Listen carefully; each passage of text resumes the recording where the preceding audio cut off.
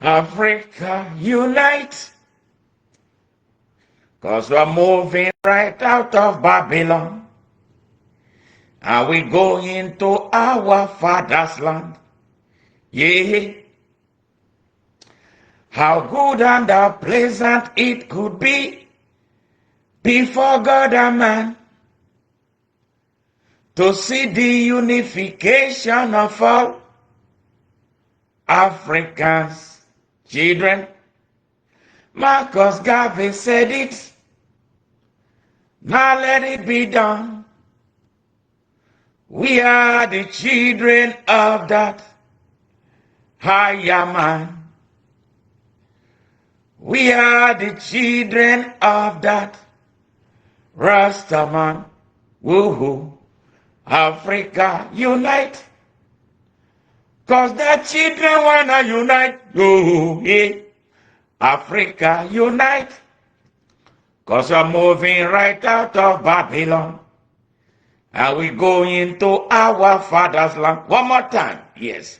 How good and how pleasant it could be before God and man to see the unification of all Rastaman children. Kwame Nkrumah said it. Modibo Keita said it. I know we know who we are under the sun. Yeah. We are the children of that Rastaman. We are the children of that higher man. Whoa, whoa. Africa, unite. Africa, unite. Yeah. Unite for the benefit of your people. But we're moving right after Babylon.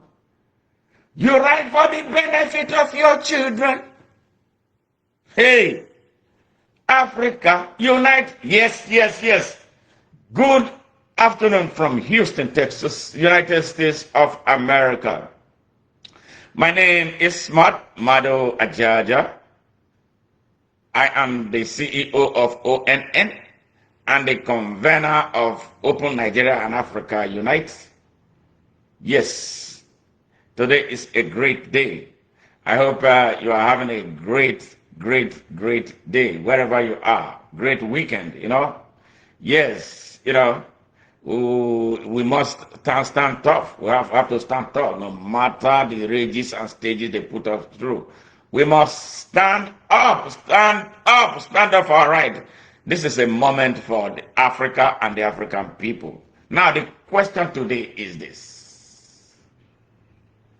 When will Africa and the African people be free? If not now. Yes. When will Africa and the African people be free? If not now. When will the black man in Africa, the black man in America, the black man everywhere on earth, when will they be free? When will he be free? Yes, go back to the history. Africa went through slavery. Africa went through colonialism. Africa went through imperialism. Africa went through apartheid. Now Africa is going through globalization. And all these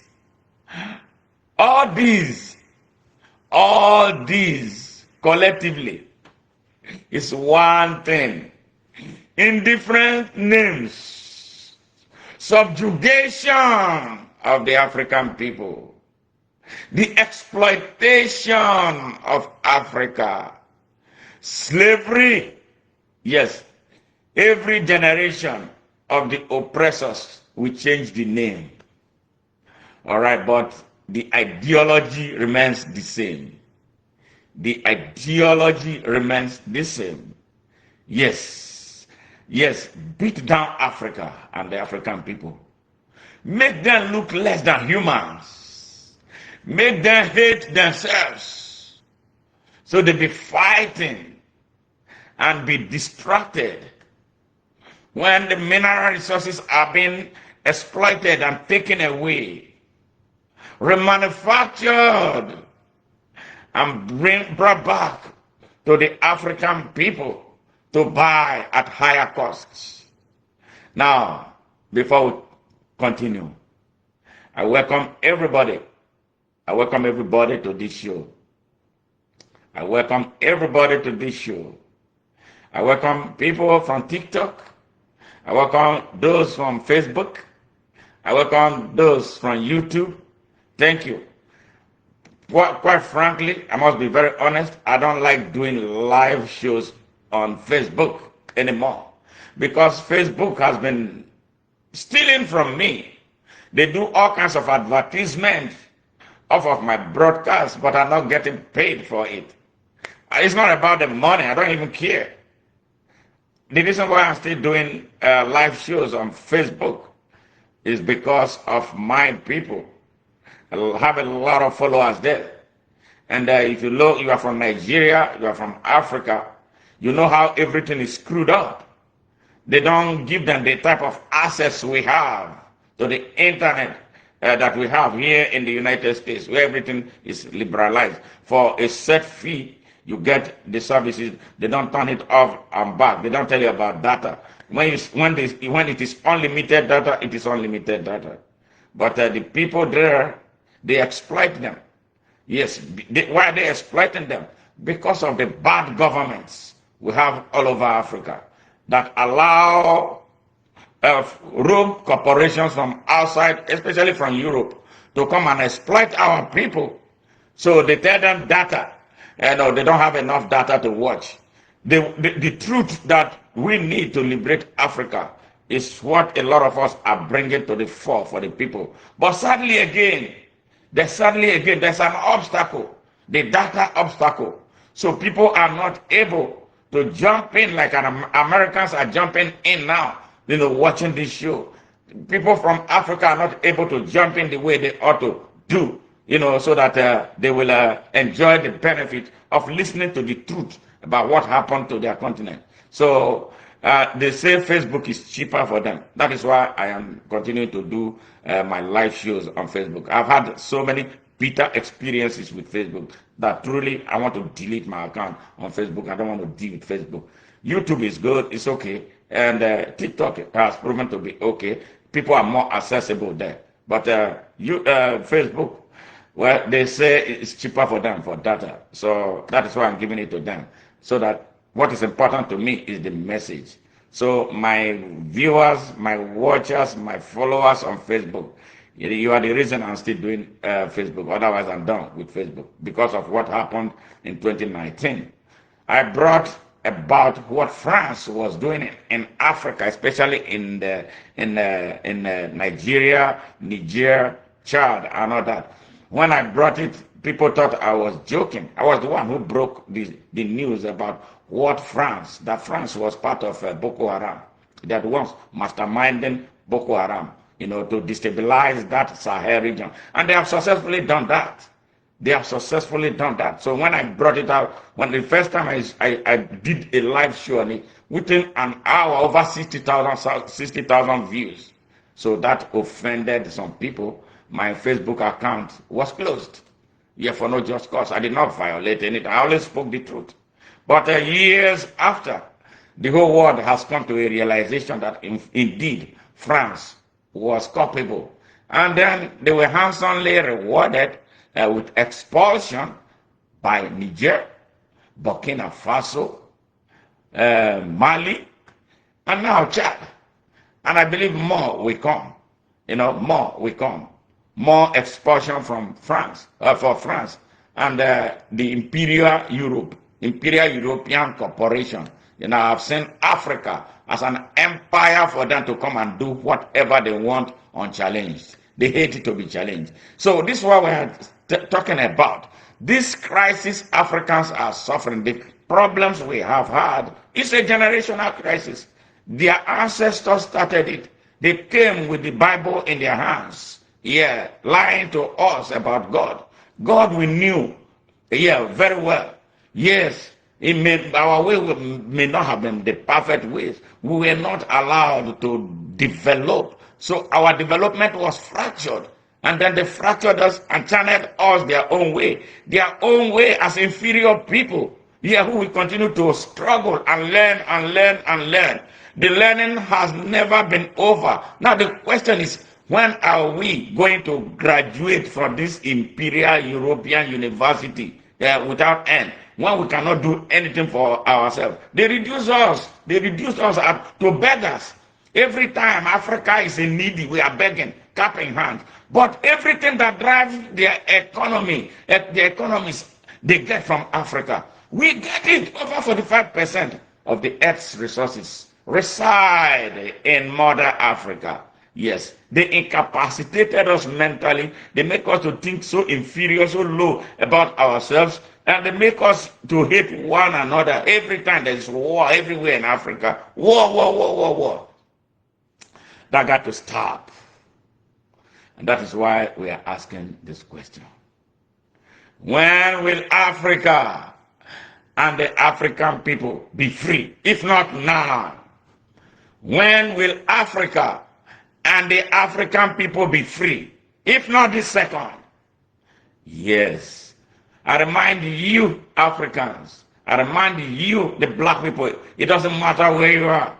In the United States, in Ghana, in Nigeria, in South Africa, Sierra Leone, Egypt, Canada, Kuwait, wherever you are on earth. I remind you. Remember what Peter said. No matter where you come from, as long as you are a black man, you are an African. Yes. All right? You are an African. And the problem is the same everywhere. And it's a mind thing. And that is why Marcus Garvey, in his time, he spoke to the African mind, telling him, emancipate yourselves from mental slavery. Because none but yourselves, none but ourselves can free our mind. That was the word. Those were the words of Marcus Mosiah Garvey that Bob Marley put into song, Redemption Song, one of the last acts he performed before he went to Zion in 1981. Emancipate yourselves from mental slavery. None but ourselves can free our mind. Oh, have no fear for atomic energy, because none of that can stop the time. How long shall they kill our prophets while we stand aside and look? Some say it's just a part of it. We got to fulfill the book. Won't you have to sing the song of freedom? Yet all I ever heard, redemption song. You see, those are not throwaway words. Those are spiritual words. Very powerful. They were spiritually orchestrated to wake up the black man. Marcus Mosiah Garvey was a descendant of slaves brought from Africa to the Caribbean. At as early as the age 18, he already started asking questions about the origins of his ancestors. He was spiritually woken up, and he started speaking, and he started organizing. He moved to the United States and started organizing. He built a 6 million strong black man movement that started demanding for respect and dignity for the black man. Yes, Marcus Mosiah Garvey. Call him the Black Moses. Yes, he orchestrated it spiritually. He started speaking, And by the early 1900s, his message was going everywhere. He encountered some young Africans who came to the United States to go to school. The likes of Dr. Nnamdi Azikiwe, the likes of Dr. Kwame Nkrumah. Yes, those had the opportunity of hearing his voice, reading his writings. There was no Facebook at the time. There was no TikTok at the time. There was no YouTube. There was no Instagram. There was no X. There was nothing. But that did not stop him. And the people were hungering for freedom. Yes. Inspiration met determination. He organized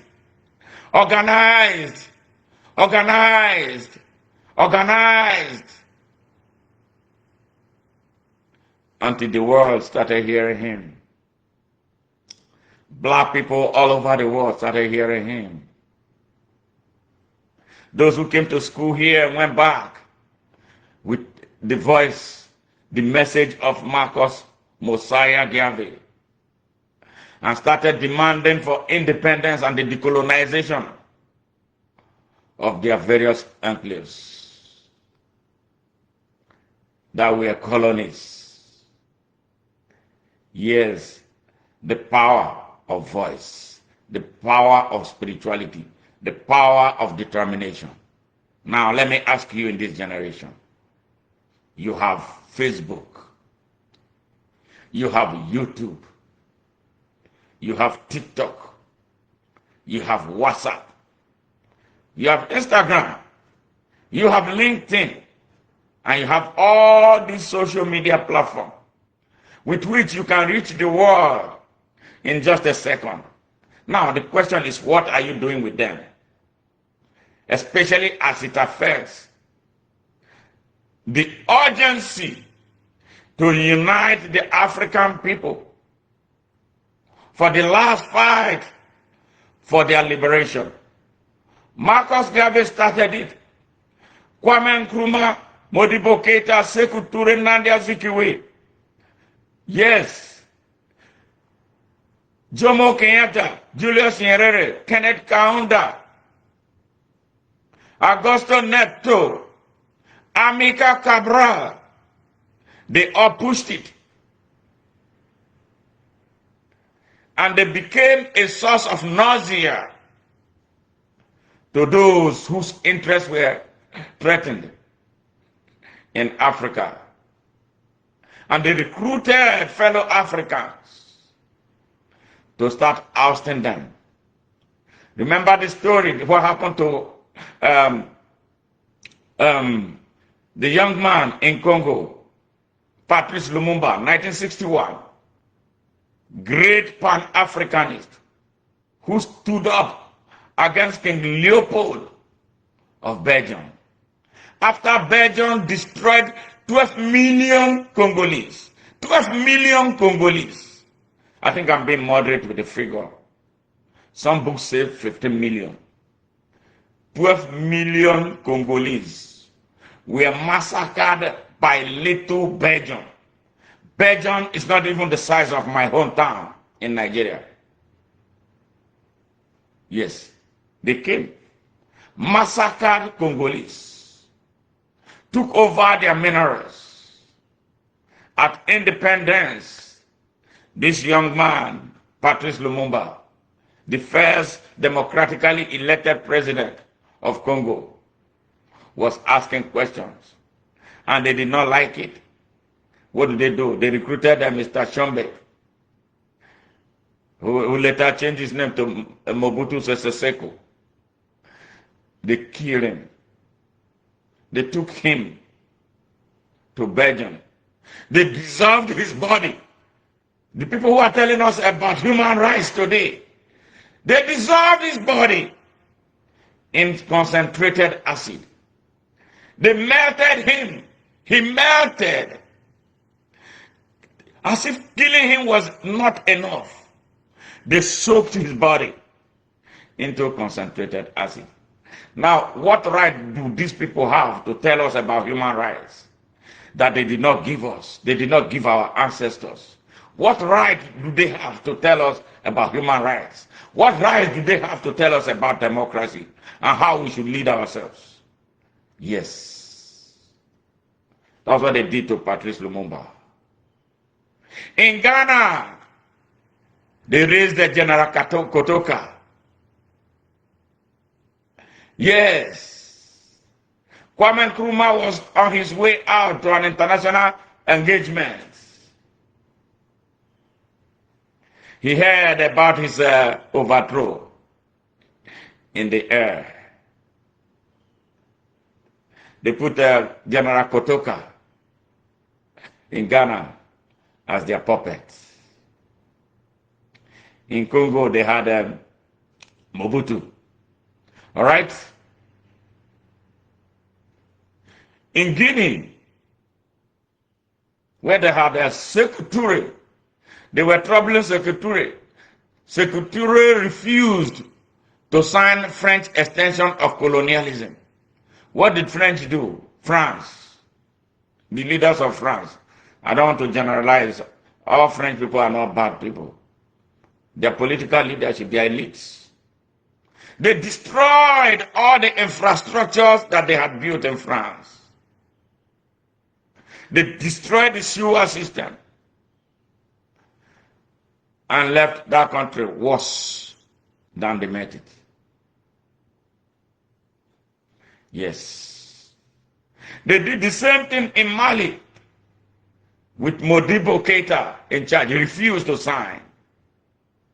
They had success with the Houphouët-Boigny in Ivory Coast that they call it Côte d'Ivoire right now. Yes, he was a big puppet there. All right? And they did this. They made sure that Nigeria never got it together. They made sure. They made sure that Nigeria, that was touted as the giant of Africa, never took off. The independence of Nigeria was like one of the biggest jokes in Africa. Those who challenged the British authorities, those who challenged the British colonialists, were denied access to becoming the leaders of Nigeria. Who did they hand over power to? They handed power to those who did nothing to ask them for independence. Those who delayed the agitation for Nigeria's independence on 2 consecutive times, that they were not ready. Unknown to the rest of Nigeria, they were cooking something with the British people. The chains that we have right now, the shackles the whole of Nigeria is in now, that we must break right now. Because I believe that breaking the Nigerian shackle will break the shackle over the whole of Africa. Yes. They made sure that Nigeria never took off. 6 years after, the country was up in flames, sponsored by British or Britain, against one ethnic group. Yes. The most enterprising ethnic group in Nigeria. The only ethnic group that will go to everywhere in Nigeria to assert their Nigerianness. The ethnic group whose people will go to any locality and build homes there, build businesses there, employ the locals there, grow the local economies. Yes, and be part of everything that the locals do, because they believed in Nigeria. They massacred 6 million of them. The worst human tragedy to date in Africa, for which no one has been held accountable. Yeah, that's the story of Nigeria. Nigeria is a setback to Africa because of the way it is structured. That system, Nigerian system, is what we must break. But I'm happy now that the people of Nigeria are beginning to see the light. And I believe that in no time, that the chain of Nigeria will be broken. And when the chain of Nigeria is broken, Africa will be unleashed. Yes, in line with the vision of Africa's founding fathers, led by Kwame Nkrumah, Emperor Haile Selassie, Modibo Keita, Sekou Toure, Abdel Nasser, yes, Julius Nyerere, Kenneth Kaunda, yes, Amilcar Cabral, yes, Abdel Nasser, and the rest of them. Yes, Africa will be unleashed. But one obstacle is Nigeria. We must do something about Nigeria, and very urgently too. Nigerians are very enterprising people, but they have been punished by tragedy of leadership. They have been punished by the divisive leaders. They have been punished by those who come with religious nationalism and religious tribal nationalism. They have been punished by those who don't love the country. Yes, and that is what must die right now. So the British gave power to those whose ancestors invaded Hausa land in 1804, and they call it jihad. But their jihad was nothing to do with God. Their jihad was underlined by economics. It was underlined by the quest for power, and it was underlined by finance and the control of economic resources. No God content in it. No Allah content in it. So at independence, when the country became a nation state, they brought that baggage with the Hausa people in their cage. They told them that they were one and the same in Allah and Islam. While robbing them, raping them, they shadowed them. They are the overwhelming majority in the north of Nigeria, if not the entire country. But the Hausa people have a commanding population demography in the whole of West Africa. Yes, they are the most populous ethnic group in the whole of Africa. But in Nigeria, they are subjugated. As we stand today, this is the 221st year of the Fulani subjugation of the Hausa people. Now tell me that the Hausa people don't need to be free. If the Hausa people are not free, Nigeria will never be free. That's why I'm telling you, those who are talking about democracy in Nigeria, you are not looking at the pathway to it. You are joking. It's not going to happen. It was what the British created, and that's what they wanted. And they have a dual relationship. They have a relationship with the fake sovereign Nigeria, but they have a very deep relationship with the oligarchs, the Fulani oligarchs, holding Nigeria hostage since 65 years ago. You know, Nigeria celebrate. Did they celebrate? I didn't celebrate. But I'm a die-hard Nigerian patriot. Yes. The country turned 65. They say it's independence. I don't even know what the meaning of independence means to an African country, especially Nigeria. Independence, and the mass of people are poor. There's no electricity. There's no hospital. The educational system is crashed. Nothing is working, infrastructure. You know, you need to go to travel on Nigeria. Forget about the lies, these idiots holding Nigeria hostage on their behalf. It's lying to the world. You go, take a trip to Nigeria and see what you can. Go. First of all, you pay so much to secure yourself. All right? Because kidnappers and everywhere. Yeah. I am not demarketing my country. I'm a true patriot. That's why I have this on, to underscore that I am not a joke. Yes, true patriots stand up to the evil in their country. And what is taking place now? Everybody has acquiesced to this evil in Nigeria because they abuse the Nigerian army, the armed forces, to hold down the people, to beat them down, to shoot them. Yes. And who controls the army? The British control Fulani elites. So that is the situation in Nigeria. We cannot get it right for Africa until Nigeria is set free. Yes, that is why you see the way things are. Nigerians are more, it is easier for a Nigerian to leave, to run away from Nigeria. Yes, the young people are trooping out of Nigeria. And it is not an accident.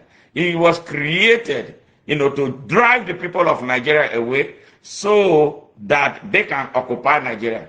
And the vacuum that they have created, the youth migration, very dangerous youth migration outside Nigeria, is scary. And now, you know what? They are bringing mercenaries from across West Africa, yes, to occupy the vacuum created in villages and towns, little towns in Nigeria. Everywhere you go, they have circled the country. And if care is not taken, as I believe, it will be in no distant time, they will say, yeah, let us take over. They will walk over. And this is a little, very minute group of people manipulating a country of over 250 million people. Yes. So tell me, if you are Nigerian listening to me now, tell me why you should not stand up for Nigeria. Tell me why you believe in the ADC coalition, driven by the same people who are masterminding terrorism, the same people who are masterminding the switch, what they call banditry. But it's the same people, it's terrorism. When it goes down south of the country, it becomes banditry. It makes it look like it's an armed robbery thing. But they are occupying farmlands. They are imposing taxations on local farmers. They are raping our women. They are killing and selling human parts. Yes, they sell kidneys. They sell livers. They're selling hearts. So they have a market for everything. The country called Nigeria is under siege. And when Nigeria is under siege, Africa is under siege. Yes, because of the massive population of Nigeria. Nigeria is too massive.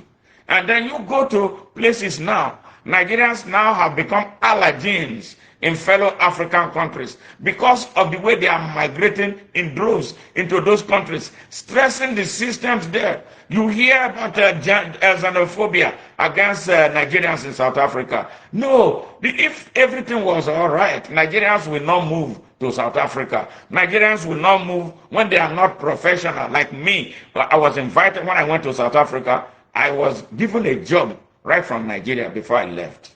I did not just migrate because I needed to run away. Yes, the same thing with my coming here. I got a job here from South Africa, and then I came here to the United States. But that is not the type of migration we are seeing. What we are seeing, migration, escape from the hell Nigeria has become because of the country's tragedy of leadership.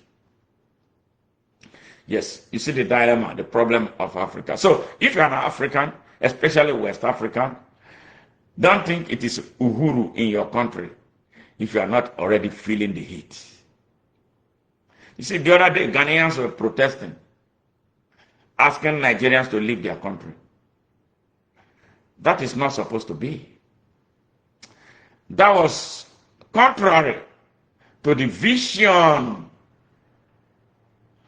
of Dr. Kwame Nkrumah for the whole of Africa. Remember, at independence, he said it. He said the independence of Ghana meant nothing unless and until the whole of Africa is independent and free. That visionary had a huge vision beyond the small Ghana. He understood. He came here as a student to the United States. He saw and he went. He returned to start the agitation for the the colonization of the whole of Africa, not just Ghana. So he said it.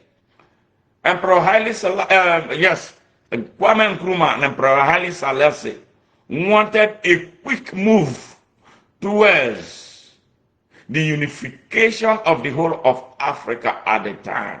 Why? Because we are one people. Why are we so fractured? They brought colonialism.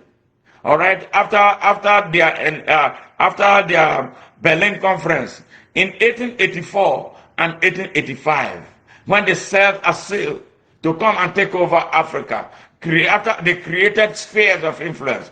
Germany had sphere of influence. France, Britain, Portugal, Spain, and all of that. Yes, look at this little European continent. They came and jumped on a huge, massive, about the biggest continent on earth, Africa. Yes, what did they do to the people? You know, if you look at the history, from the history I gathered from Nigeria, pictorial, pictures, how when they came, they were carrying them. Our people were carrying white people on their shoulders so that their legs will not touch the ground. And you know how humans are. They took advantage of that and subjugated the people and made them look like they are trash. And that mental slavery has not completely left us. It is very much with us. Yes, that inferiority complex, that we are inferior, though I am not. And I'm calling you on you watching me, if you're a black man, you are not inferior. If you choose to continue to feel that way after hearing my voice, then that is your problem. Not my problem. Not because you have not been told. You are not inferior. You are one in the face, in the eyes of the Almighty. And guess what? The black man was the first and the only man that the Almighty God put his hand together to create. Yes, every other race came out of the black man.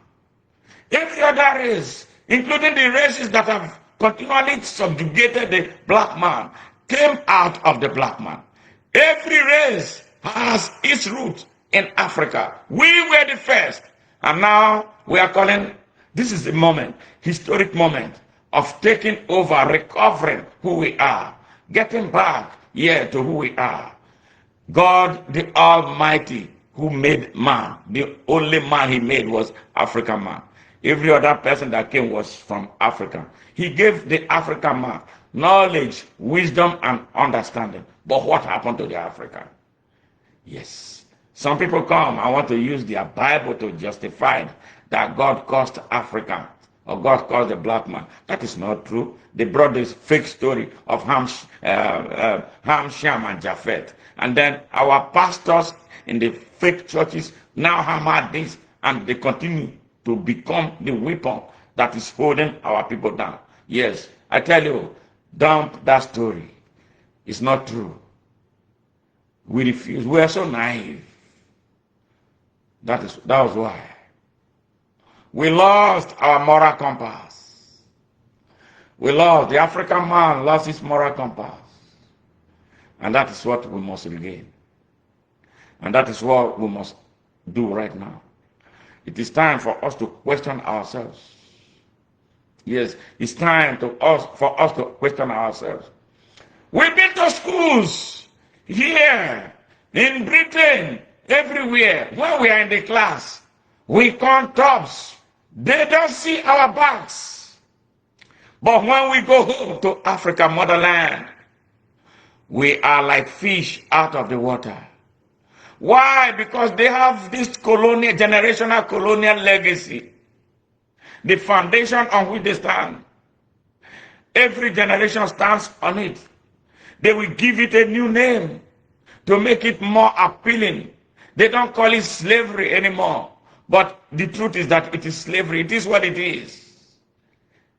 All right? Slavery was the first. The second was colonialism. All right? That sounds pretty cool, right? Colonialism. We colonize them, right? You know what colonialism means? Colonialism means slavery in your own environment. You don't have rights. And they make you subservient. Yes, sir, they teach you, they say they teach you manners. Our own, everything about us, they make it look bad. They tell you, kill your ancestors, destroy everything about your ancestors. They came and built churches. All right? Oh, your ancestor. But come here. You see monuments that are like 500 years old. They turn it into tourist attraction. Even Africans go there to take pictures. Yes, the same thing in Britain, the same thing in Portugal, the same thing in Spain. What is wrong with us? Now, when you meet an African preacher, an African pastor, all right, let me tell you now. Yeah, when you meet them, African pastor, what is he going to tell you first? Oh, generational curse, ancestral curse. We have to banish it. Now, they don't understand the story of Jesus Christ. Do they know that Jesus was African? Yes, the story of Jesus Christ that was taken away from the African people, commercialized. Yes, commercialized and politicized, and then put it in a print and brought it back for us to use it to suppress us. Do they practice what they preach? No, they don't. They don't. We are so stupid. Then you come and be digging up everything that your ancestors left behind. You destroy them. Now, you know what? You lose your compass. That is why we have been so confused. We don't even know who we are. The same thing the Arabs did. The Arabs was even worse. The Arabs came. For 700 years, the Arabs enslaved the African people. 700 years of slavery. 700 solid years of slavery in the hands of the Arabs. Do the Arabs still love Africans? Are they not still discriminating against them? And you know one sad thing that they did during their slavery of the African people? They castrated every male slave, every African male slave for 700 years was castrated. Yeah, that we run into billions of testicles, of African testicles. Yes, that they castrated. Yes, the Arabs, what they did to Africans. And then they gave us Islam. All right? I am not condemning. I'm telling you history. So if you like, go and start asking questions. Because some of these religions, they make it impossible for you to question them. Because they use it as a hammer to shut you up. So you won't question them. But they who are giving it to you, they're not practicing the same thing. It's like Chinese, who we cook a Chinese restaurant here. And they don't eat what they are cooking. They don't eat what they serve the people.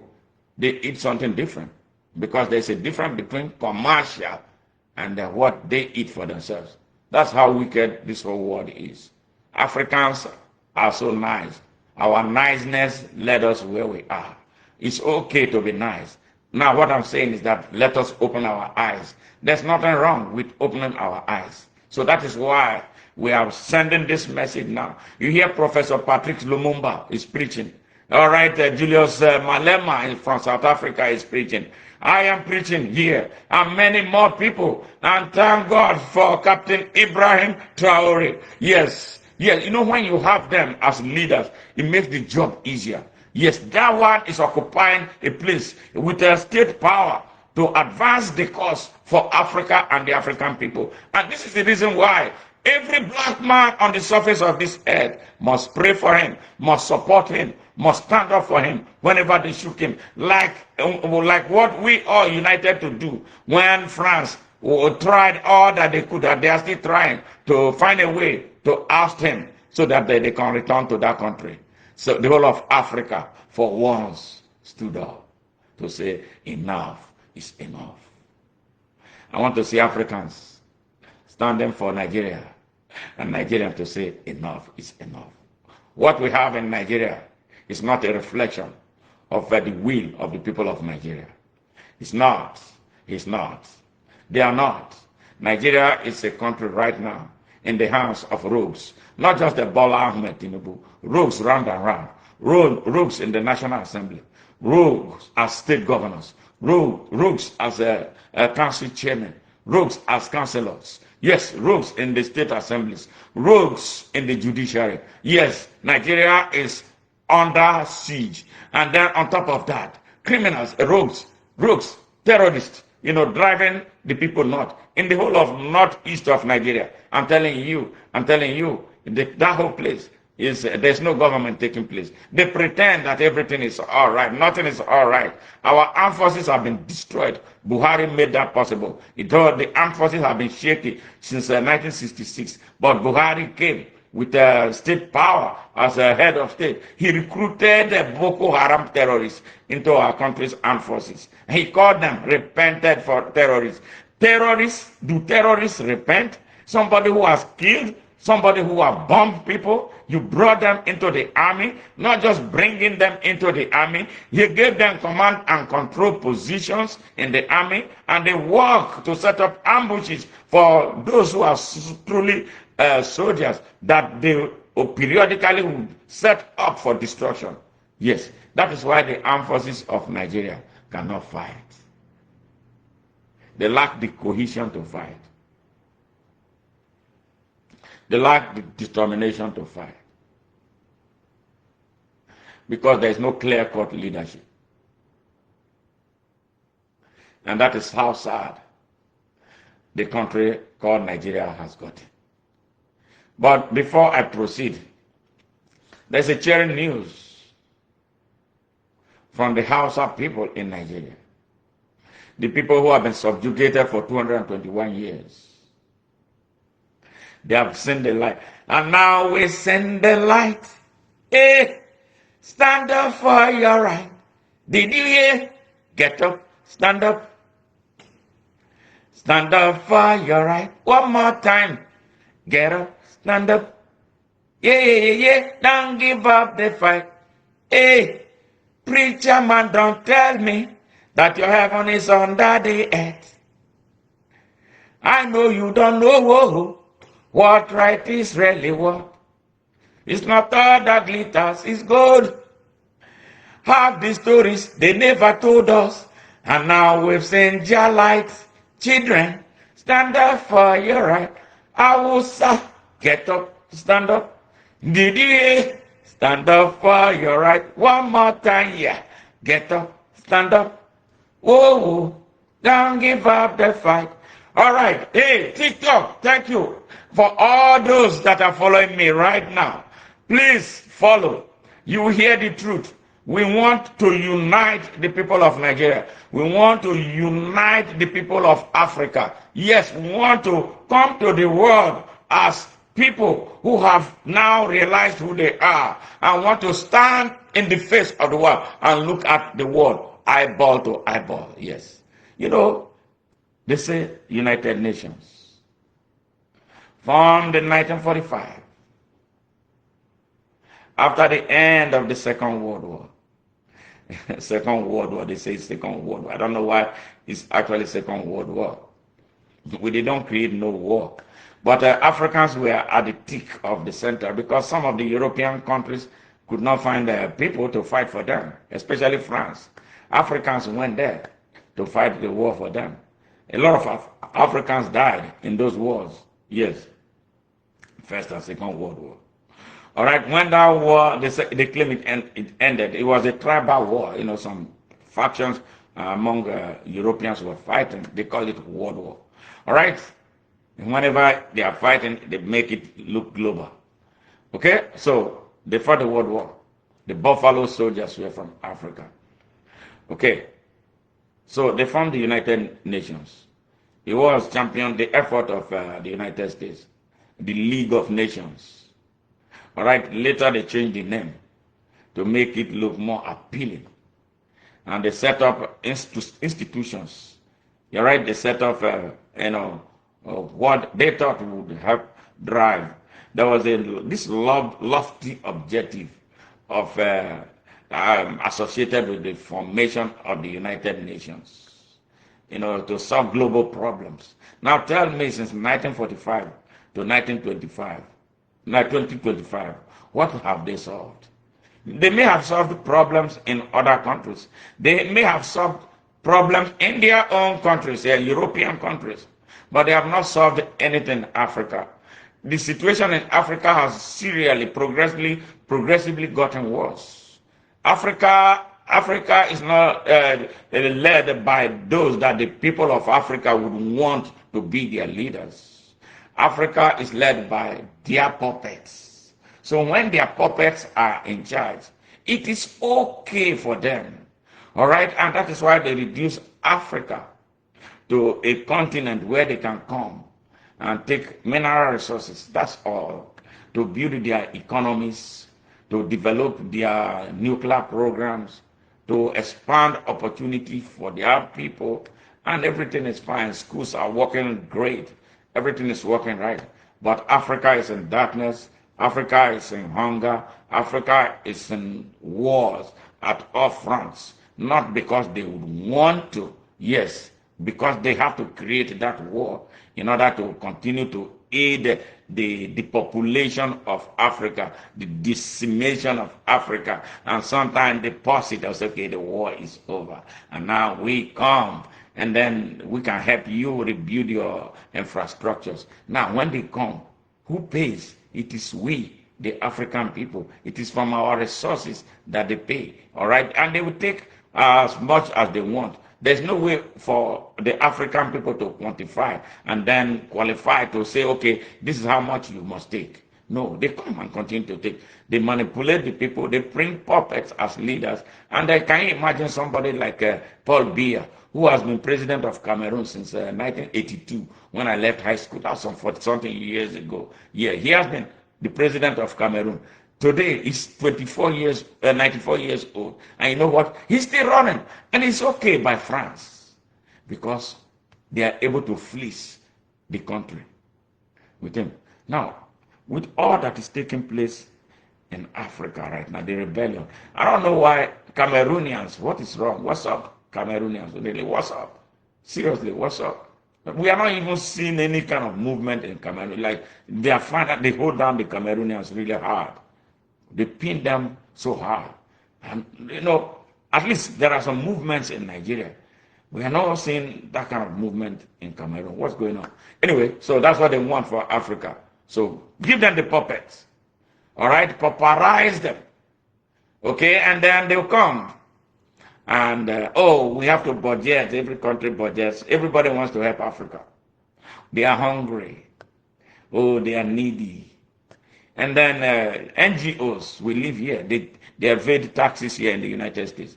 They collect money from poor Americans who have passion, who love Africa, and not because of policies of anybody. But when they put the pictures of poor Africans, hungry young children in Africa on the TV, they started, contributing money. This money ends up in private pockets.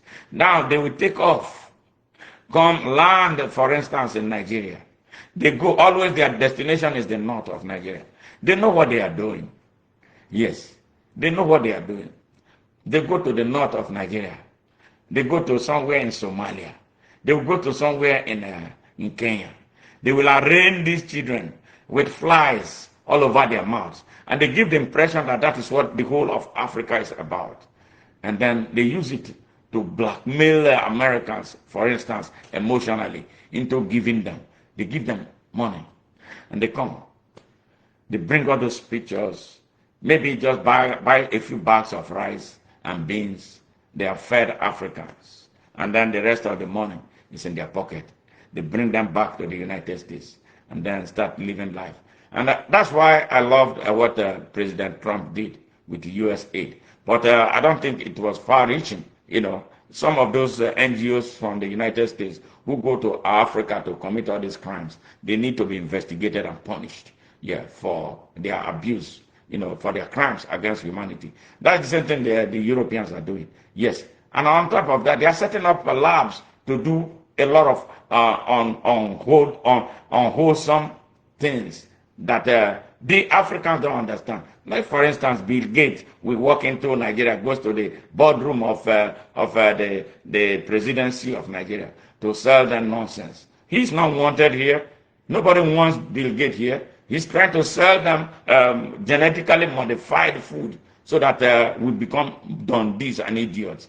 We have the best agricultural system that we should improve. We don't need fertilizers in Africa. We don't need. Africa has a very fertile soil. Why are we needing fertilizer from anywhere? We don't need maize from here. We have organic maize. Why are we eating genetically modified food? And very soon, because of those, especially in Nigeria, that will accept this crap, the population will start dying like they're already dying. Yes, they start getting crazy and start, developing different types of diseases that have no cure.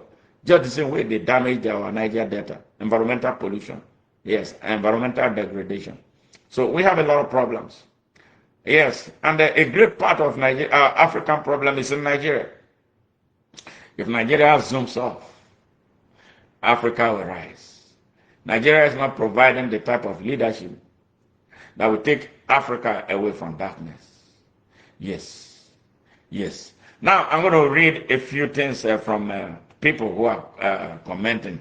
It's a lot a lot of reading, so we can. Those guys, have made a lot of. Oh my God, this is a lot. All right, now let's take say Pokemon. Thank you very much. Watching the Hawks. Okay, my greetings. Thank you very much. Watching the Hawks. How are you? Yeah, black people will never be free. No, I disagree with you.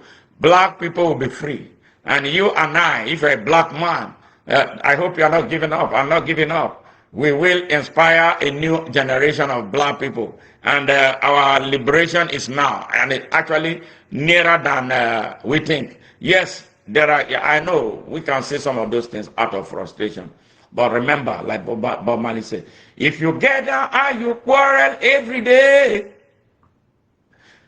you say in prayers to the devil, I say, yeah, why not help one another on the way? Make it much easier. Come on, let's profess positively. Let's not be negative. Yes, our negativity has been the reason people come and jump on us and get away with it. We must do our problem. We have to do in-house cleaning in Africa, starting from Nigeria. We must do in-house cleaning. In-house cleaning. So that is why we exist. So when you get this message, as you are getting this message, share it with a brother African. Share it with a sister African. Look at where you are right now. I don't care where you are. You live in Africa, you live in America, you live in Canada, you live in China, you live everywhere. Ask yourself a question. One simple question. Africa consumes everything. All right? What is Africa? What is Africa giving? Okay, now let me ask. It's not like we cannot give. We have so much. We are giving only raw materials. That makes me sick. Why are we giving raw materials? Why are we not giving processed, finished goods? Because the criminals come from their countries, take from us. They don't build factories in our land that will create employment for our teeming population of young people. They take everything away from us. Go build factories, build a system in their countries, provide job opportunities for their people, and then bring whatever they produce for us to consume. So the era of consumption should end. That is what we have to. And then let us open a new page of productivity. They made us so lazy. Yes, they made us so lazy that we cannot do anything for ourselves. So I disagree with you. Black people will be free unless you are not a black man. If you are not a black man, I don't want to curse. Yeah, but if you're a black man, be positive. Freedom is here, and freedom is never free. You got to fight for it. We have to fight for it now. And the younger generation right now have an uphill task. They must wake up for themselves, wake up for Africa, wake up for the future of Africa, wake up for their own generation, wake up for their children. And that's what this whole message is about. All right. They say black people will never be. Black people are already becoming free. All right. Arab have oil, but no substantial good result. This time will be difficult for black people because Arab Anglo-Saxon alliance has been merged. Their target is Africa. How can Africa be free? Well, my brother, if you are now understand where you are coming from, you are not African. Don't be so frustrated. Don't be. That is why we should work now. So what you are feeling should inspire you to join us, join hands with the rest of us. It can be done. If they could gather in Berlin in 1884 and 1885, it's not the whole of Europe that gathered. It's not every citizen of Europe that gathered. Some people, yes, some people led by Chancellor Bismarck. Yes, yes, yes, led by Chancellor Bismarck. They came together. They brainstormed. Europe is in trouble. European Industrial Revolution that decided to become a global emergency. They asked themselves, how do we solve this problem in Europe? They saw Africa, yes, as a solution to their problem. And then they went to work. They drew up blueprints for the colonization of Africa. Did you hear that? They put a blueprint together to colonize Africa. After the blueprint was ready, they went and drew a map of Africa. Britain said, okay, I will take this portion. France said, I will take this portion. Spain said, I will take this portion. Portugal had its own portion. Yes. And the rest of them. Germany tried. I don't think they didn't have a lot of success. I know Germany came to somewhere in Cameroon. That's the area that says English Cameroon right now. All right, the Italians tried Ethiopia. It didn't work. So they went back. But the biggest culprits, Britain, France, Portugal, and Spain, they were the biggest culprits, especially Britain and France. They had a huge chunk of Africa. So they came together. After they got their map, they started moving in. Now, how are we going to proceed? The missionaries moved first. They came in the name of Jesus Christ.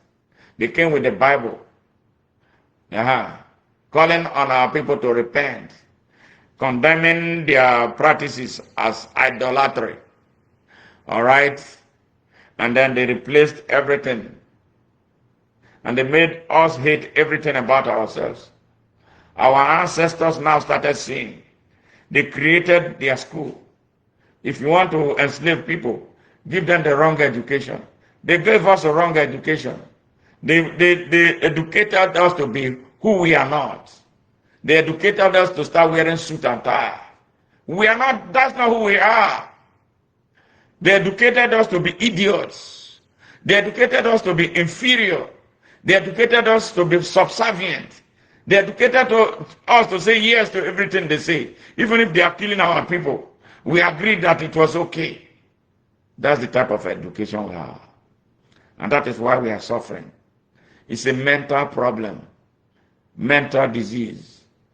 It's in the mind. We have to stamp it out. But to stamp it out requires courage. To stamp it out requires the type of leadership with a clear understanding about where they are taking their people. We have never had the benefit of having that. Maybe perhaps we have one now in Burkina Faso, but we have never had any in Nigeria. We had one in Ghana through Kwame Nkrumah.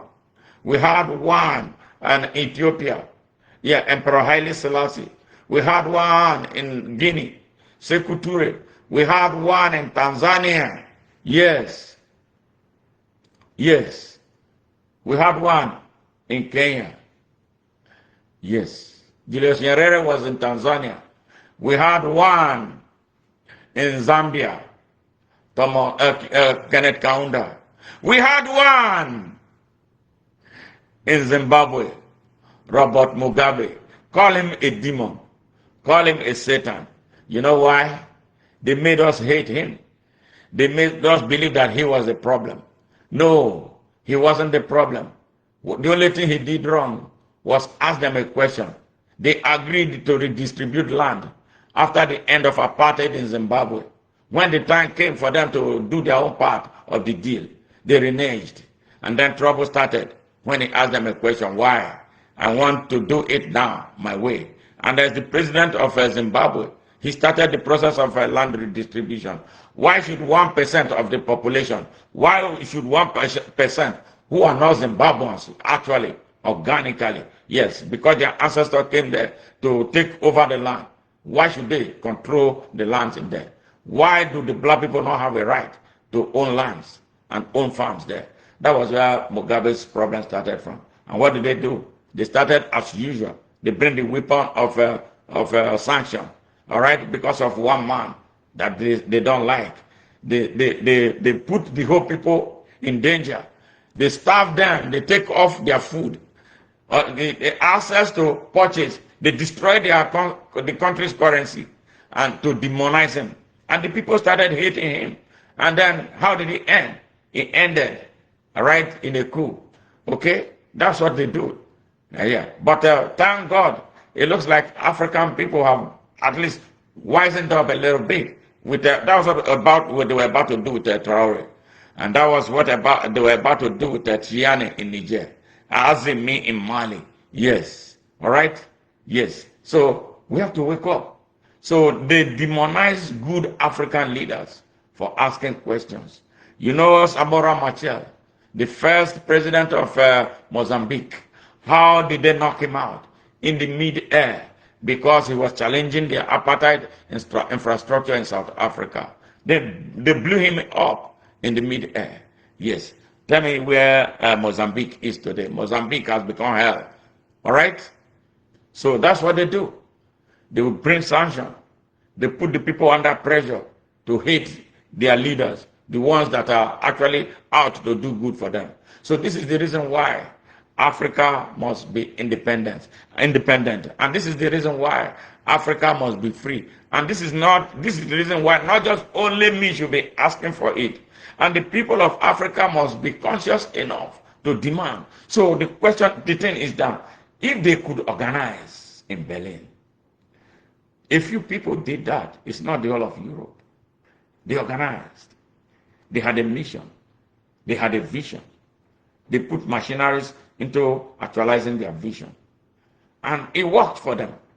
They successfully colonized Africa for as long as they did. And I'm not sure they are out. If they were out, Africa would have been a lot better now. They are still there. They operate now with their puppets. Yes, puppets who will allow them to do anything. Puppets who will set up their countries for destruction, like Bola Ahmed Tinubu is doing in Nigeria. Yes. So that's all over the continent. You'll find them. Yes. So, in Ivory Coast, they have Alassane Ouattara, all right, destroying Ivory Coast. And they are using him to cause trouble in Burkina Faso. In Cameroon, it's Paul Biya.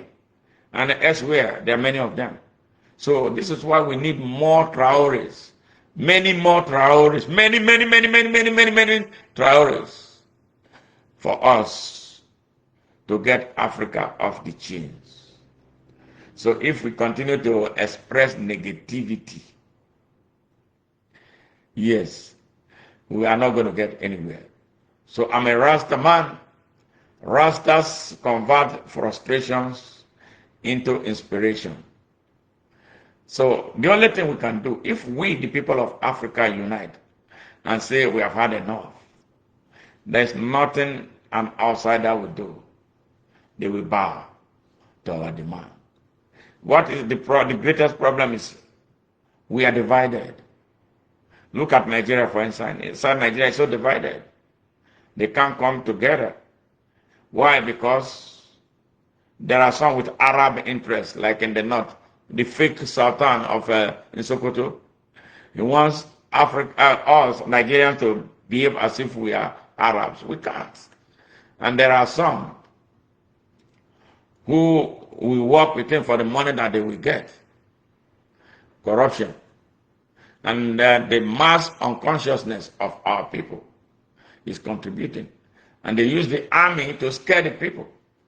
But I tell them, and I tell our people, no force on earth can stop a determined people who want to change their destiny or the course of their destiny. And that is where we are right now. We must make that move. So if they could organize and take over Africa, we could organize to reverse the damage that they have done. And it starts with me and you. I hope, my brother watching Hawk, I hope you understand it. Yes, still keep your FB, but I stopped using FB for years now. I agree with you. I keep Facebook because of my followers. Facebook is bullshit. Facebook has demonstrated. I want them to even block my account now if they can hear me. Yeah, they are corrupt. They are more after money now. They work with the fake African leaders to silence the dissenting voices. That's what Zuckerberg has been doing. It's a terrible. I pray that Facebook will be a thing of the past. Hopefully, something sooner, maybe by an African will come and take over, so that that's a part of the strategic reason, strategic vision Africans should develop. Develop your own social media, so that you don't need anybody to come and tell you how much data you are going to be using and how long we are going to be on it. All right, black people are not humans based on Anglo-Saxon definition. Yes, I am not worried. Hey, don't worry. No, it's only you who can define yourself for who you are. It is when you allow people define you, then you got that it sinks. It becomes a problem. Nobody can tell me who I am. Yes, I am here every day. I've been around the world. You can't tell me who I am. I know who I am. Yes, I am who I am. I'm not going to allow you to define me. So never allow anyone to define you. Africans, stop allowing others to define you. Define yourselves. Unite. Start. It's not late. Start small. Start from your family. Bring friends together. And that is how it becomes a mighty force. We want to build a force. Yes, a force of conscious people. That's the only thing that's going to save us. We don't care about how anybody says, what anybody thinks about us. What's happening in Sierra Leone? Tell me more. The same story. Bad, stupid leaders. Yes. All right. Hey, yes. Thank you very much. 24. I appreciate that. Yes. And if you are here listening to this broadcast, do us a favor. Like, share, comment. Let us hear your opinion. We will appreciate your likes. And the reason is, when you like what we are doing, truly from your heart, if you like what we are doing, it doesn't take you but a second to push that button like. And what it does, it brings our message to the YouTube or TikTok algorithm, and they will continue to share our message, and then we continue to reach more people. So please, like our message, share our message, comment on them. That will help, generate the buzz around what we are doing. We sincerely appreciate. All right, Catholic Church now control DRC. They gave us church, but not industries. And it's so sad. It's so sad. It's so sad. Me, I don't go to church. I don't care about church. I believe in the Almighty God. That's what I know. But I don't have to go to any church to go before anybody. God did not tell anybody to build any church for him. Not anything. He didn't tell them to build any mosque. He didn't tell them to build churches. He didn't tell anyone to build any mosque. The construction of churches and mosques are the creation of man who wants to control other men. So that's just what it is. But if you have a heart, you see, God is in your heart, right here. If you have a heart, you can listen. If you have a heart, your heart is connected to your ears. Now, how do you know where God is, the Holy Spirit is? You know when you are about to do something wrong. Something is going to tell you what you are about to do is wrong. There comes the Almighty God. There comes Holy Spirit. Well, church is for socialization. People derive pleasure in going there. But I don't go there to waste my time, because I don't believe that there is God in the church or the mosque. God is everywhere. How you relate with him is what matters. I relate very well with him. Everything that I do has the God factor in it. And he shows me every day how much he's involved in what I do. So that is it. You don't have to go to church.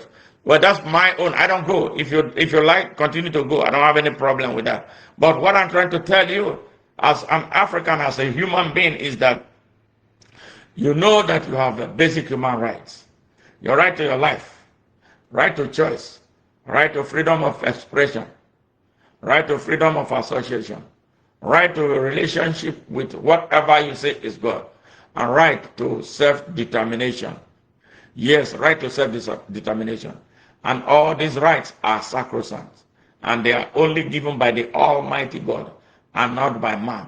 And that is why those who came to colonize us failed so woefully. Now they didn't teach us right then.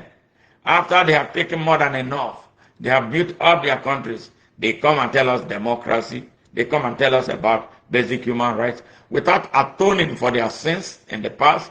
Millions of our ancestors that they destroyed, millions of children that they destroyed, they don't talk about that. They must come clean with apologies and reparation for what they did to Africa before we start talking. Otherwise, they are wasting time.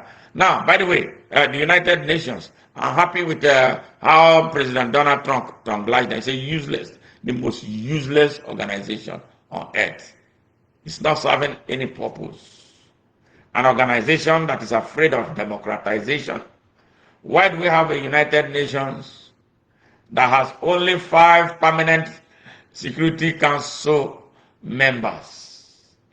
And who do they speak for? They are not speaking for me as an African. I am not sure they are speaking for people from other continents.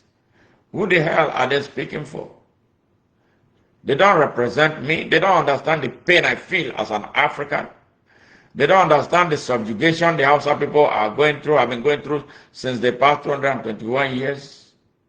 They don't understand that there are more killings going on right now in Nigeria than there is going on in Gaza. More Nigerians are being murdered by those driven by Islamic hypocrisy in Nigeria. And those hypocrites are the ones who want to tell the Palestinians that they are more brothers to them. They have no moral standing, they have no moral ground to condemn Israel for what Israel is doing in Gaza. Because it's the same thing that they are doing in Nigeria. I condemn what Israel is doing in Gaza because I have a moral platform to stand on to do so. And that is why I'm able to condemn what they are doing in Nigeria. And I want Nigerians to understand, especially those who they have made fools in Nigeria, making them believe that what is taking place in Palestine is a religious issue. Please, man, please, sir, if you are a Muslim in Nigeria, I want you to understand, it is not about Islam. It's not about religion. It's about land. It's a fight over land. Some people want to grab land, like the Fulanis are grabbing land in Nigeria. They are land grabbers. That is the reason. There are a lot of Christians in Palestine, in Gaza, that are dying. It's a condemnable human tragedy that ought not to be happening. But sadly, it is happening. And the United Nations, the lame duck, great lame duck, is doing absolutely nothing. How they have not been able to mobilize a multinational force to choke that place so that the killings will end is a question. But again, who are the Security Council, Permanent Security Council members? They are Europeans. All right? Yes. China, Russia, France, Britain, and the United States. Yes, 5 out of the Earth's 190-something countries. How democratized the United Nations is. And the world says it's okay. and then one vote will shatter every other vote. We shut down the voice of the rest of the world. That is unfair. And that is why the United Nations must be democratized now, or forget it. I don't understand why any African country or the African people are going there to waste their time. Every year in September, they go there to waste their time to tell their stories of woes. Instead of putting more time in working for their people, instead of putting more time in building the African Union. So we have people like us who think like us, who feel the same pain we feel, addressing our problems. We are wasting time coming to New York every September. It's a waste of time. And I think Africans should get out of it. Yes, the United Nations is a useless organization. Yes, that has outlived its usefulness, if ever it was ever useful. Michael Ego Akbar, hey, how are you? Yes, Solomon Arada, thank you, brother, to open our eyes, keep educating us. Time is united. Thank you very much, Solomon. All right, Veronica, how are you? Yes. And let me see, watching the Hawks. Question, do you think foreign religion will liberate Africa? Absolutely not. Absolutely not. They have no, why are we not taking our own religion here? Absolutely not. It will destroy Africa. Not just that, it has already done a lot of damage. Yes, the African people need to find themselves and be who they are. God is real and He's universal. That we don't have to see God from the prism of a Chinese. We don't have to see God from the prism of an Indian. We don't have to see God from the prism of Europeans. Yes, we have to see God from the prism of Africa. Even in their book, they said that God said He created man in His own image. Now, if God created you in His own image, if you're a black man, I don't need to tell you how to relate to God. So that's the question. I hope I answered you. So foreign religion will do no good. It's colonialism. That's at best what it is. China is now going fully back to its culture and tradition. Confucius Institute, now all over around the world. And mosques were designed with the Chinese character. Well, again, Africa for Africans, and then African minds should drive Africa's future. It's as simple as that. That is what I believe, and that is what I practice. That is what I live. Old timer and jamming. All right, but why are you jamming? Okay, now,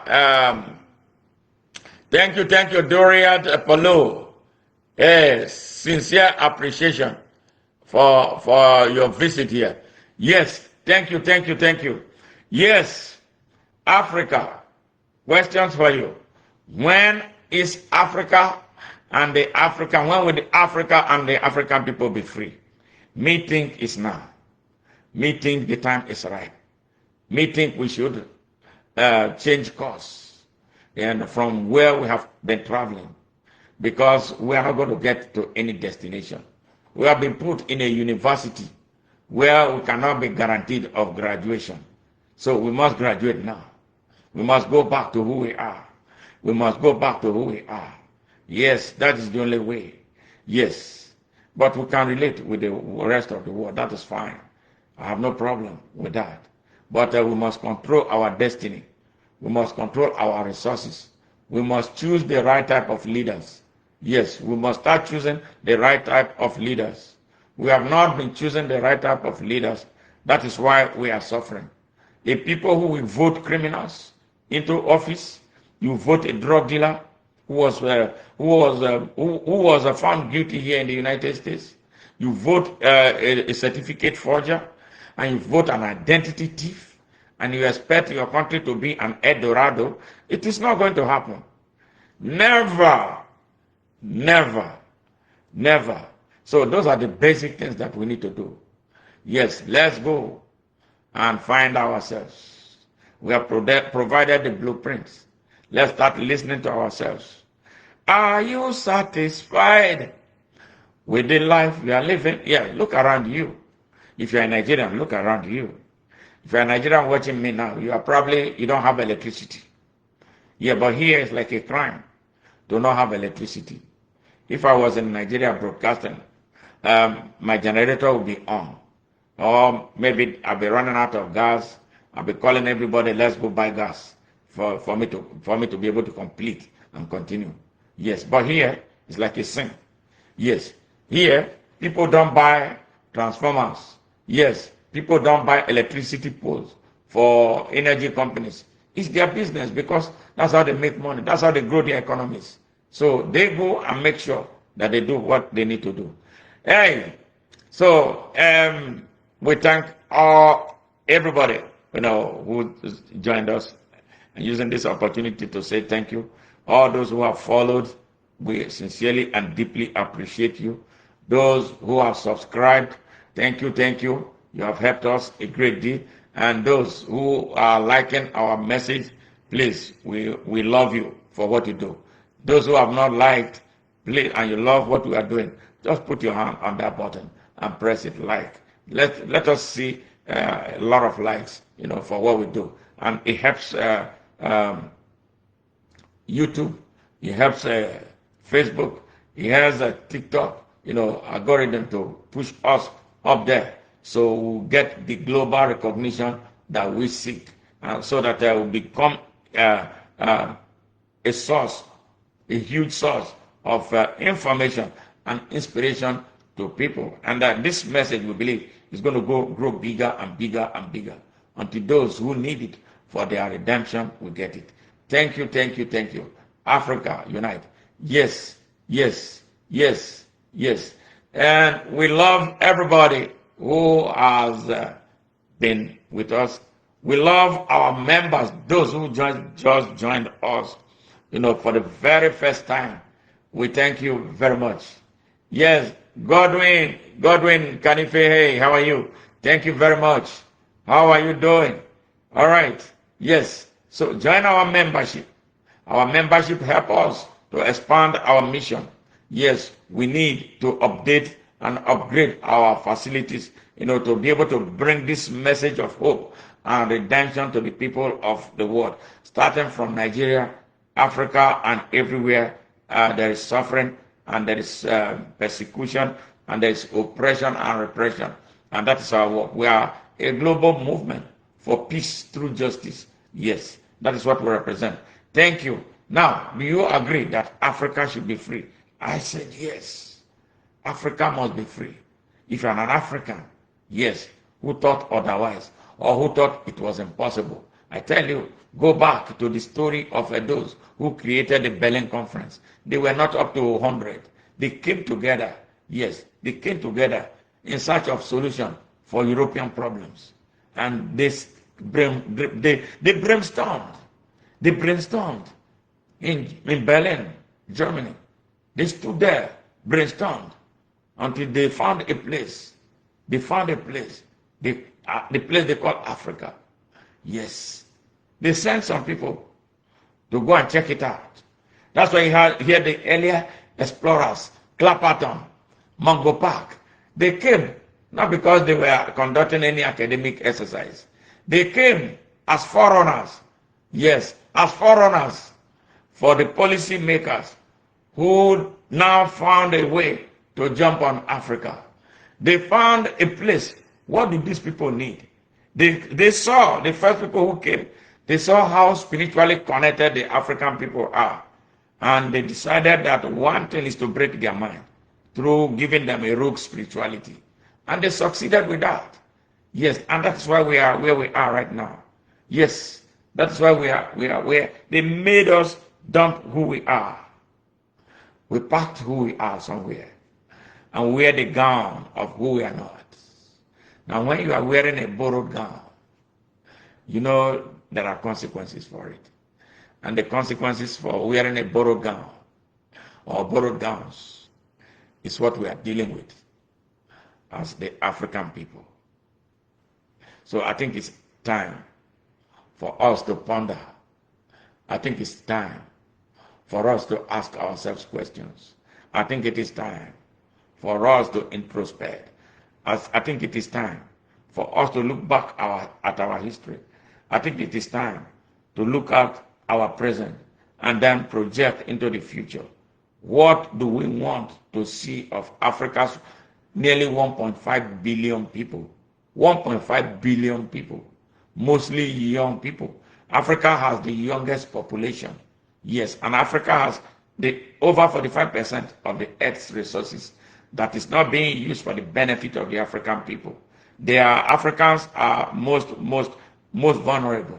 Yes, people can come into Africa and take whatever they want and get away because we don't have controls. We don't have the army. You don't have any way of monitoring what is taking place. And that is why we must go back to the vision of our founding fathers. Yes, led by Kwame Nkrumah, Emperor Haile Selassie, and the rest of them. They wanted an Africa that was without borders. They wanted an Africa that would be transformed into a country called the United States of Africa, believing that with a United States of Africa, Africa will better manage its destiny, control its resources, and support its own population. Yes, but unfortunately, that dream has remained a dream. It was not fulfilled by the first liners who were all ousted through coup d'etats or outright assassinations by those who felt threatened. Yes, by how visionary they were. But that dream will not die. That vision will not die. That vision has continued to resurrect. How are we going to actualize it? Sooner than later. Yes, an Africa with one government, an Africa with one economy, an Africa with one reserve bank, and an Africa with one military. That is the only thing that will save Africa. Nothing more, nothing less. And if we have an Africa with all these, no force on earth will be able to mess with Africa the way they did like in the past. No force will come and cut our people away again as slaves. Yes, to the extent of castrating them.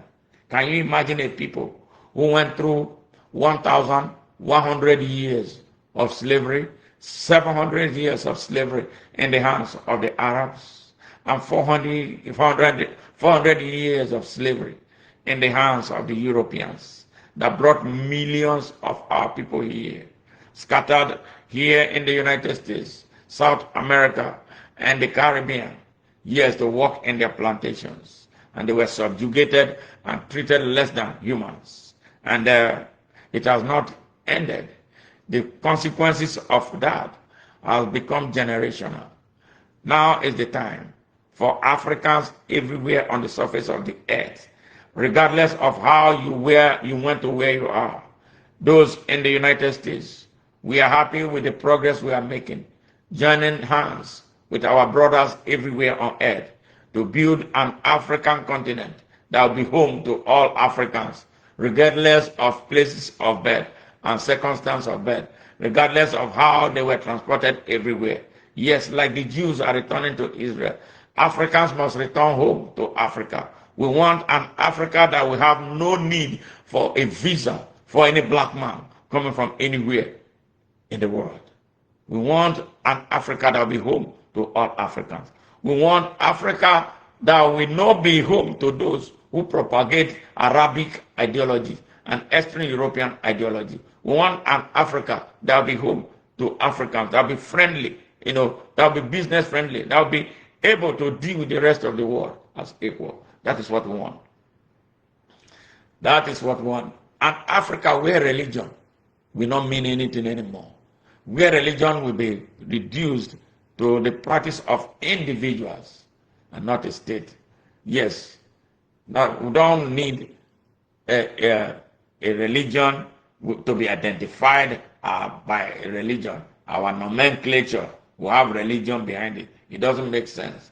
Religion is a medium, I think, for people to relate with whatever they believe is God. And it should not be an emergency upon the whole of the people. So we want that Africa, an Africa that will be like strong, Africa that will be amenable to changes. How can we do it? And that is why we are here. Suggestions, questions, like what we say, even disagree with us, so we can have a discussion on that. It's okay. We love all those who love what we are doing. We even love those who disagree with us constructively in a manner that they open windows for discussion, and perhaps we reach a deal about the way forward for our continent. And that is it. We don't want an Africa where one man, a group of persons will take up AK-47, a rocket-propelled grenade, and be destroying our people in the name of a God that is driven by economics and not by spirituality. I believe, like our ancestors believed, that if we have a United States of Africa, we won't have Boko Haram. We won't be having Al-Shabaab. We won't have all these terrorist organizations that are in Africa operating for the benefit of invaders. Yes, because if we have a United States of Africa, we will have a developed blueprint for addressing internal security crisis. And I don't know how Boko Haram, for instance, will stand the power of the whole of Africa. Yes, and then them be killing. So an Africa, the United States of Africa, will bring Africa, the African spirit, closer to the people. We bring the African unity closer to the people. We bring our Africanness out. Yes, we were a people of love.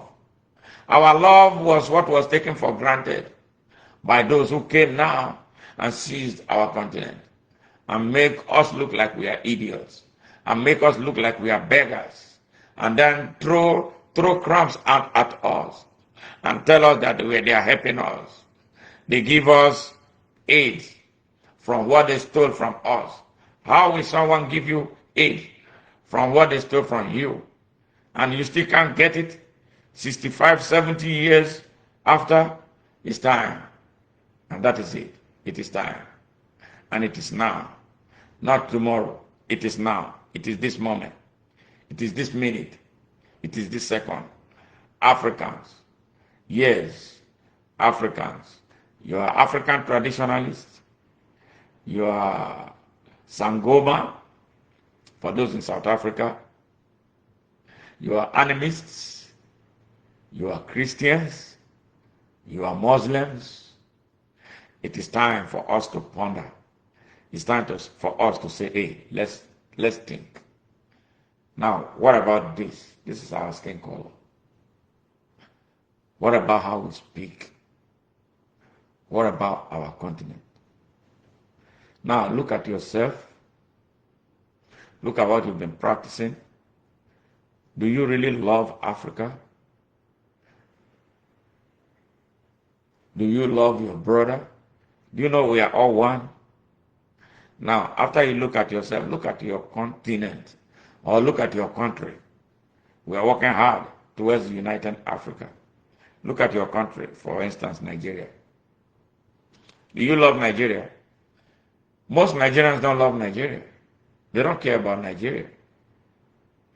If you don't love Nigeria, you hate yourself. Yes. Your first love should be Nigeria. It's not negotiable. You must love Nigeria. If you can't love Nigeria, you can't love anybody. You can't love me, who may not share the same tribal inclination with you. But if you love Nigeria, you go a step further. Nigeria is the mother. Africa is the mother. We have been destroying our mother. And we think it's cool. We have been destroyed. Nobody destroys what he loves. Nobody destroys what he or she loves. We have been destroying our mother. Our mother that says he gave us arable land. 90% of land in Africa, and I know Nigeria, is arable. So it means you can put something there. It germinates, grows, and it becomes food.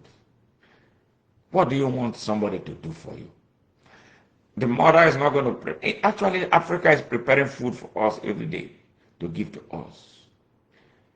Even from how she is being raped by invaders, aided by some of our children, is still able to give us food.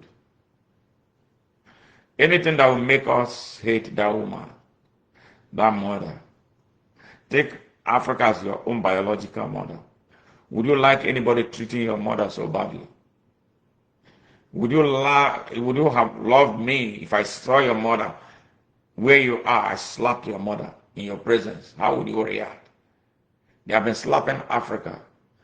They have been slapping Nigerians. And those slapping Nigeria, slapping Africa, people who look like you and I. They have black skin. They eat the same type of food. They dress perhaps the same way we dress. But we think we have no rights.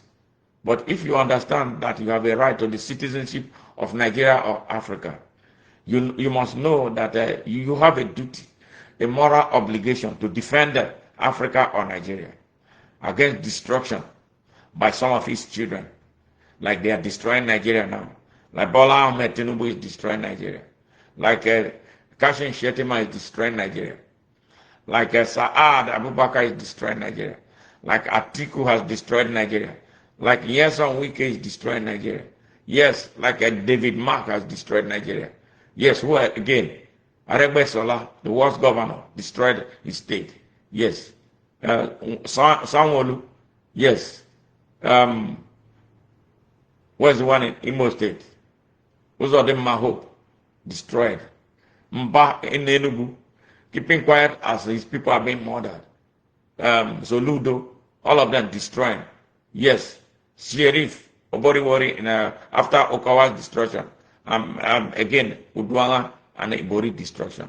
You keep quiet when those people are destroying your country. You keep quiet. That is not, you are not supposed to be quiet. You should understand that you are stakeholders. We are all stakeholders of Nigeria. We are all stakeholders in Africa. So any person who wakes up, brings evil forces to destroy our continent, all of us ought to be united to stop them. That is where we have failed. Now, can we change? Yes. Can we start? Yes, we must start right now. We must start right now so we can stop them and begin to reverse the damage that they have done in the past. It's our duty. It is moral. It is civic. It is spiritual. And it is constitutional. Wherever you find yourself in Africa, fellow African brothers are destroying the place. You have a duty to stand up to them. Because the country's future is in peril. The children are endangered. Yes, the well-being of the country is made vulnerable with our quietness. Kevin, Confucius says, he who walks through the doorway with her on going to Bangkok, I think, I don't know if it is complete enough. Yes, so that's it. So we have a duty to stand up for Africa. Africa unite. Africa arise. In every country, Africa unite. If you are not a revolutionary, find the revolutionaries in your country. Rally around them to bring about the change. Start gathering. We will get to the final table in no distant time. Don't despair. Don't say it is impossible. It is very possible. If they could do it, we can do more. If they could unite in Berlin and deployed to come to Africa, there's no reason we cannot unite as African people to push back and reverse whatever they have done. Now, final question before I leave. China is building infrastructure in Nigeria, all over Africa. All right? They bring their companies, they bring their workers, mostly Chinese prisoners who are serving jail terms in China. Those are the ones you see in villages across Africa. They are digging up, ransacking our environment, polluting our environment, polluting our waters, unchallenged. Yeah? Yes. Yes. and are altering our population demography. All right? Now, they come thousands of miles. Now, Africans go to China. They are curbed. They are restricted to some places. There are places they don't go to. I want to know, if you are listening from China, how on earth you are in Chinese forest digging anything. I want to be corrected. So listen, if you are from China, prove me wrong. I know Chinese never give you permanent resident card. You must leave the country and then make re-entry. What are they doing? They are trying to protect their environment. They are protecting their place, right? Yes.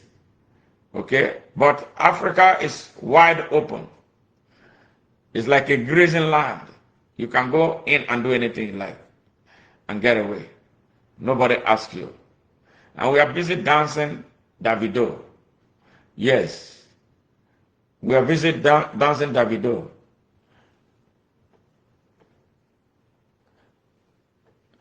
Voter deported where? By who? I don't understand what you're talking about. So anyway, so they do all these things and get away with it. But when Africans are outside, they are not allowed to be as free. Now they build infrastructure, they build roads. Show me one African company that is building roads in China. So does that make you, ask yourself a question? Where is that African company that is building roads in China, building roads in Germany, building roads in Britain, building roads in France? How come it is only their companies will come to Africa to build? So when are we going to build? It goes to tell you that there's something wrong with us that we must fix. It means that we are not ambitious. It means that we are not futuristic. It means that we need to rethink our educational system. Something is not right. Because we are supposed to be given as much. Yes, as much as we are taking, even though we pay so much for what we are being given. It's not free. So why are our companies not building roads? Why are our companies not part of the electricity companies in various countries outside Africa? Yes. Why do I have to make a phone call to France?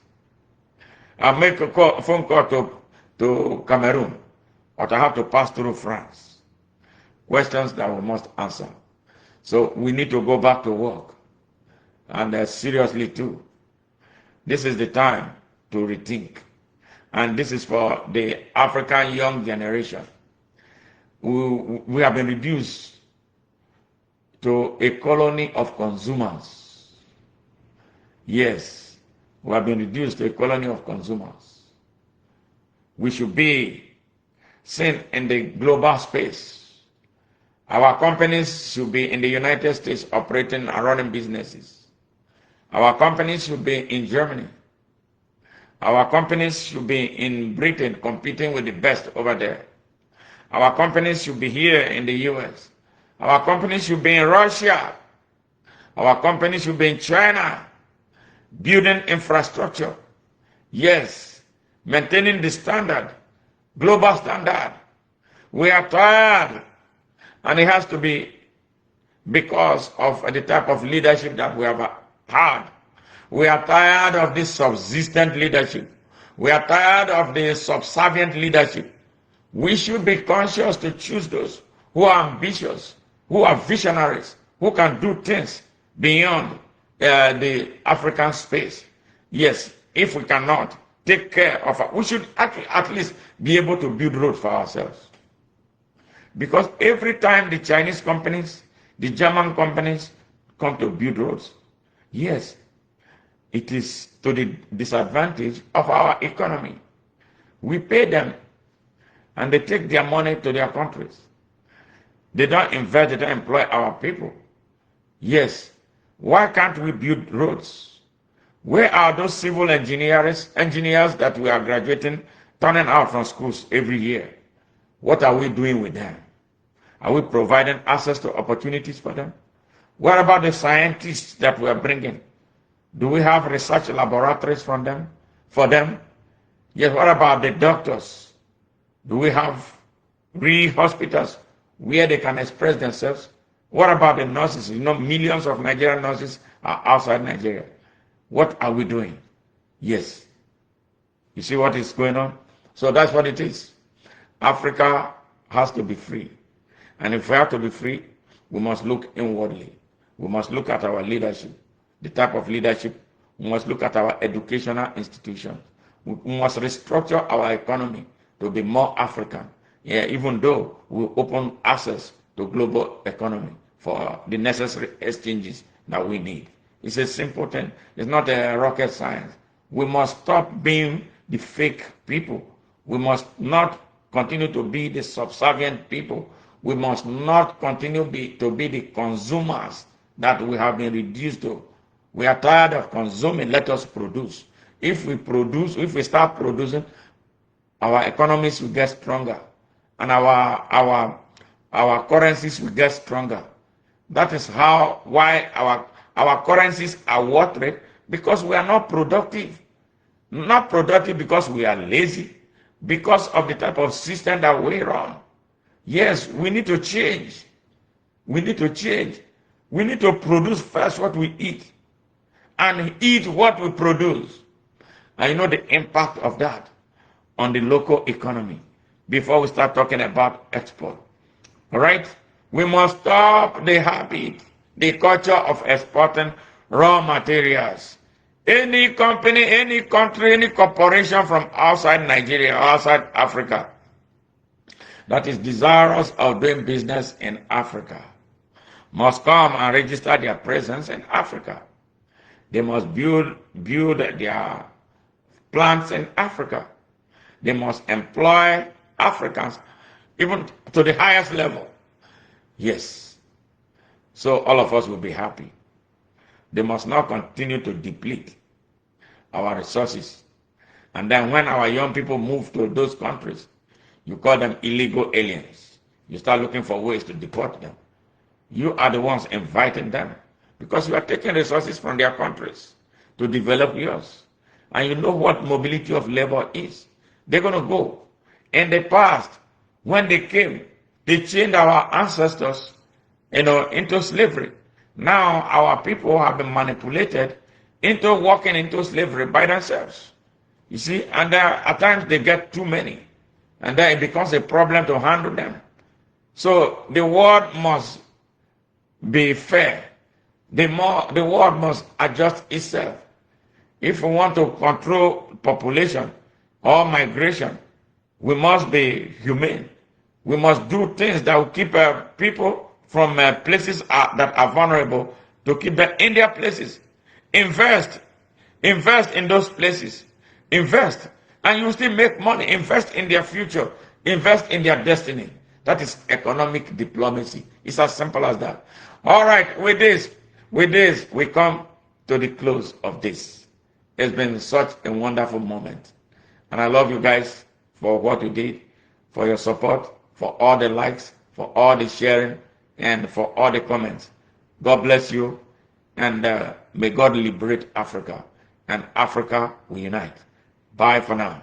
And again, let me call. If this is your very first time of joining, please follow me before we leave. And if you are subscribed, we thank you. And our returning members, we can't thank you enough for helping us attain this. We have reached over 1 million views since we started. And it couldn't have been possible without you. TikTok, thank you very much. You are coming up a lot. I've seen a lot of follows here. Again, what to do? I'm an activist and I'm a revolutionary. I love humanity. I'm a Rasta man. I have no hate, no mischief, no jealousy, no bigotry, and no hypocrisy. And just see, what you see is what you get. My work is centered on inspiring the African people to wake up and liberate themselves and their continent. Bye for now. And I will not stop loving you guys. Take care.